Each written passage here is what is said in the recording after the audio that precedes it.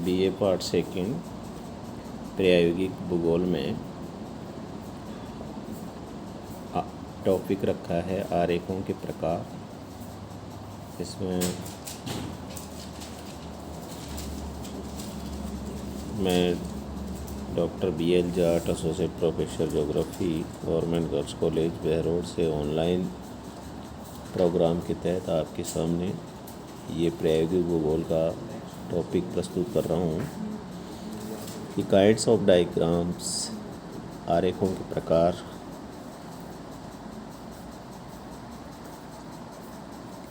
कितने प्रकार के हैं, उसमें सबसे पहले किसी आरेख की रचना में अधिक से अधिक 3 मापों या विमाओं, मेजरमेंट्स या डायमेंशंस जैसे लंबाई या ऊंचाई, लेंथ एंड हाइट, दूसरा चौड़ाई विड्थ या मोटाई, तथा तीसरा है आयतन वॉल्यूम की गणना की जाती है। इस आधार पर आरेखों के 3 भेद होते हैं। पहला है एक विम आरेख, 1 डायमेंशनल डायग्राम्स, एक विम आरेख। दूसरा है द्विविम आरेख, 2 डायमेंशनल डायग्राम्स। तीसरा है त्रिविम आरेख, 3 डायमेंशनल डायग्राम्स। आरेखों के इन भेदों तथा कुछ मुख्य प्रकारों को नीचे उदाहरण देकर स्पष्ट किया गया है। एक विम आरेख, 1 डायमेंशनल डायग्राम्स। इन आरेखों की रचना में केवल एक माप या विस्तार की मापने के अनुसार गणना होती है तथा आरेख की अन्य 2 विमाओं को स्वेच्छानुसार चुन लिया जाता है। दंड आरेख व पिरामिड आरेख, जिनमें स्तंभों की केवल एक विमा अर्थात लंबाई को मापने के अनुसार निश्चित करते हैं, एक विम आरेख के उदाहरण हैं। पहला है दंड आरेख, बार डायग्राम। दंड आरेखों में भिन्न भिन्न पद मूल्यों को ऊर्ध्वाधर अथवा क्षैतिज स्तंभों के द्वारा प्रदर्शित किया जाता है। अतः इन आरेखों को स्तंभी आरेख, कॉलमनर डायग्राम भी कहते हैं। दंड आरेख बनाते समय निम्नलिखित नियमों का पालन करना आवश्यक है।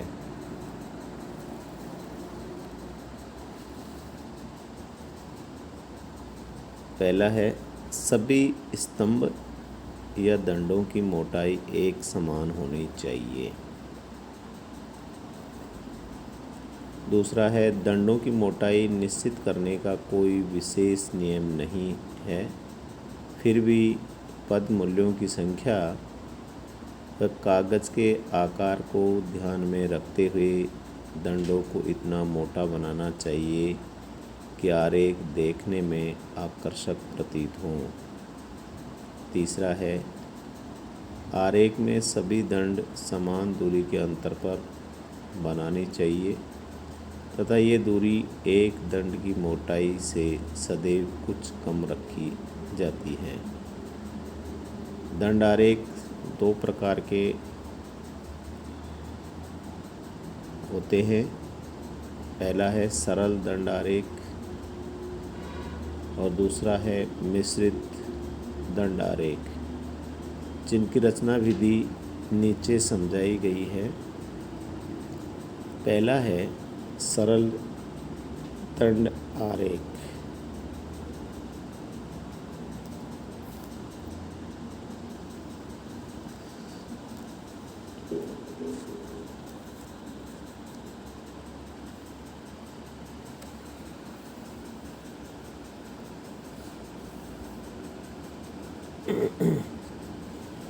सिंपल बार डायग्राम।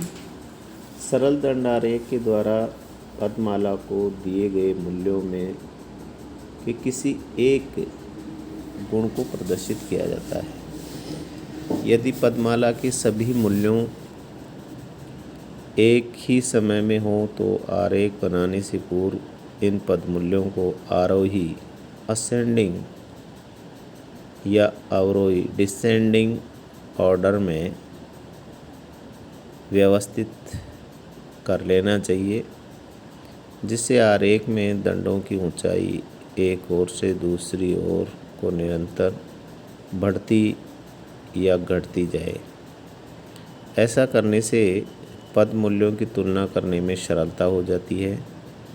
इसके विपरीत यदि पदमाला में आंकड़े समय या किसी अन्य महत्वपूर्ण क्रम में लिखे गए हैं तो उपरोक्त बात पर कोई ध्यान नहीं दिया जाता तथा दंडों को उसी क्रम में बनाते हैं जिस क्रम में उनके मूल्यों को पदमाला में दिया गया है।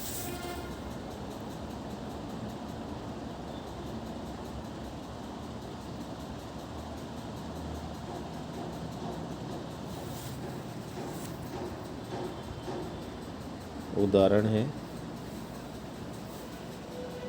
भारत के कुछ राज्यों में जनसंख्या का घनत्व 2011 के अनुसार, जिसमें आंध्र प्रदेश, असम, बिहार, हरियाणा, केरल, महाराष्ट्र, पंजाब, तमिलनाडु, उत्तर प्रदेश, पश्चिम बंगाल हैं।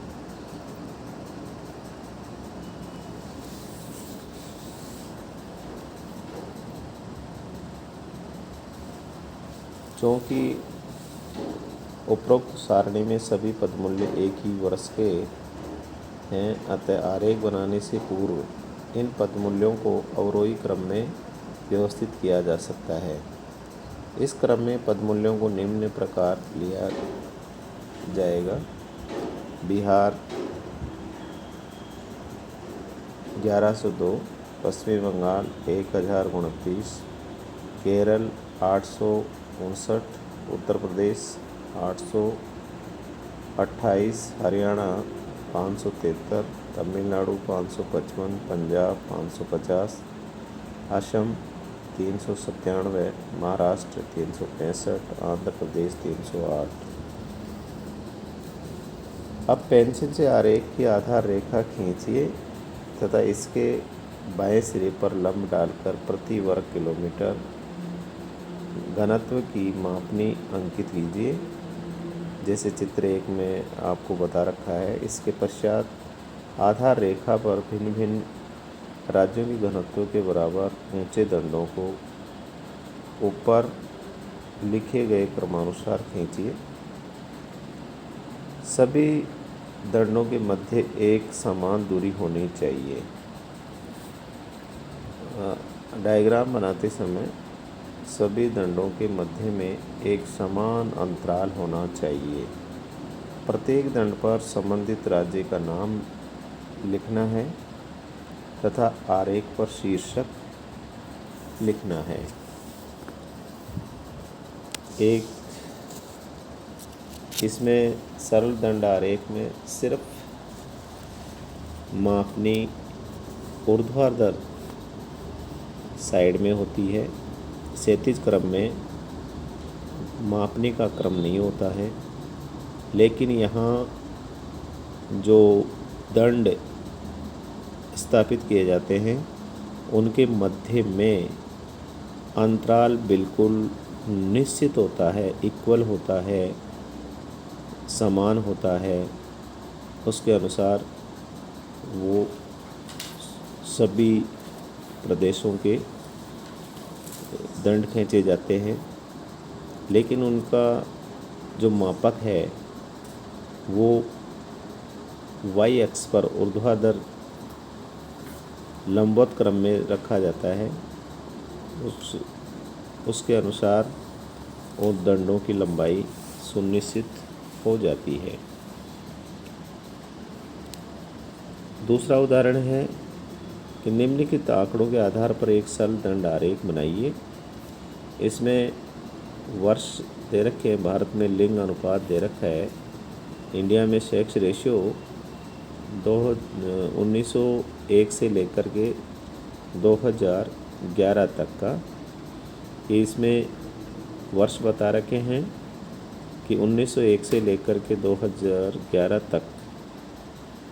दूसरे कॉलम में कि 1000 पुरुषों में स्त्रियों की संख्या कितनी है, 1000 पुरुषों के पीछे स्त्रियों की संख्या कितनी है वो बता रखी है कि 1901 में स्त्रियों की संख्या थी 1000 पुरुषों के पीछे 972,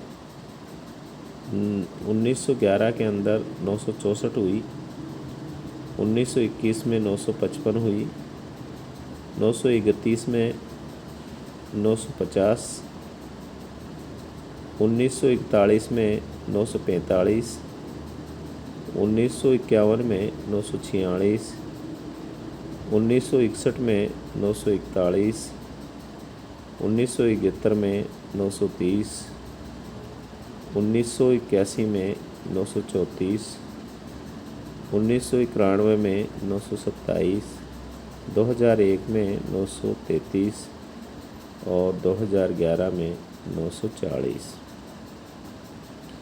इस प्रकार इस सारणी में लिंग अनुपात के आंकड़ों को वर्षों के अनुसार लिखा गया है। अतः आरेख में भिन्न भिन्न वर्षों के दंडों को सारणी में दिए गए क्रम में ही बनाना आवश्यक है।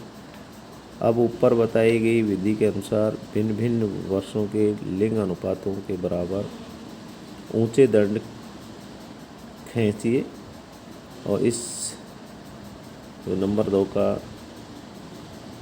आपके सामने चित्र तो प्रस्तुत नहीं किया गया है, उसके अनुसार मापने की रेखा को शून्य के थोड़ा ऊपर खंडित कर दिया गया है, क्योंकि मापने में शून्य का चिन्ह प्रदर्शित करना आवश्यक होता है। अतः जब दिए हुए सभी पद मूल्य बड़े बड़े हों तथा उन्हें अंतर अधिक न हो तो स्थान बचाने एवं दंडों को अधिक शुद्धतापूर्वक ऊंचे बनाने के लिए मापने की रेखा को खंडित करके उसके अनावश्यक चिन्हों को निकाल देते हैं। दूसरा है इसी बार आरेख में मिश्रित दंड आरेख।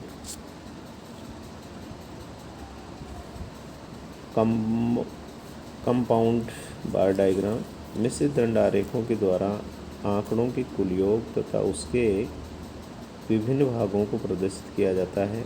ऐसे आरेख बनाने के लिए पहले सरल दंड आरेख की भांति किसी मूल्य के कुल योग के बराबर लंबा स्तंभ बनाते हैं।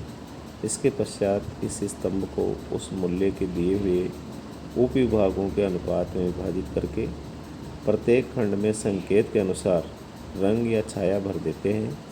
यदि आरेख में स्तंभों की संख्या 1 से अधिक है तो सभी स्तंभों में मूल्यों के उप विभागों का क्रम एक समान होना चाहिए, जिससे एक स्तंभ के खंडों को दूसरे स्तंभ के खंडों से सरलतापूर्वक तुलना की जा सके। इसी प्रकार यदि आरेख में केवल एक स्तंभ है तो उसमें उप विभागों के मूल्यों को आरोही क्रम में दिखाना अच्छा माना जाता है। मिश्रित दंडारेख को प्रविभाजित दंडारेख सब डिवाइडेड बार डायग्राम भी कहते हैं।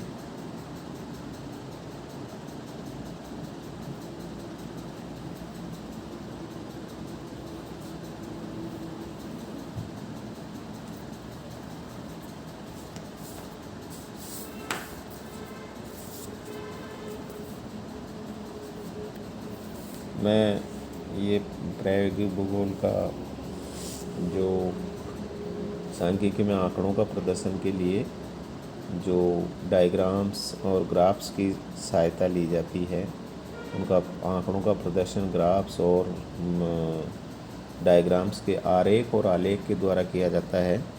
उसके लिए हमने सबसे पहले दंड आरेख का प्रेजेंटेशन किया है, उसको कैसे बनाते हैं उसकी विधि बताई है, और उसके बाद में मिश्रित दंड आरेख कंपाउंड बार डायग्राम का विश्लेषण किया है और उसको बनाने की विधि आपको स्पष्ट की है। अब मैं आज इस प्रायोगिक भूगोल के आरेखों के प्रकार के चैप्टर को यहीं समाप्त करने की घोषणा करता हूँ। सभी BA पार्ट सेकंड की छात्राओं को मेरा धन्यवाद।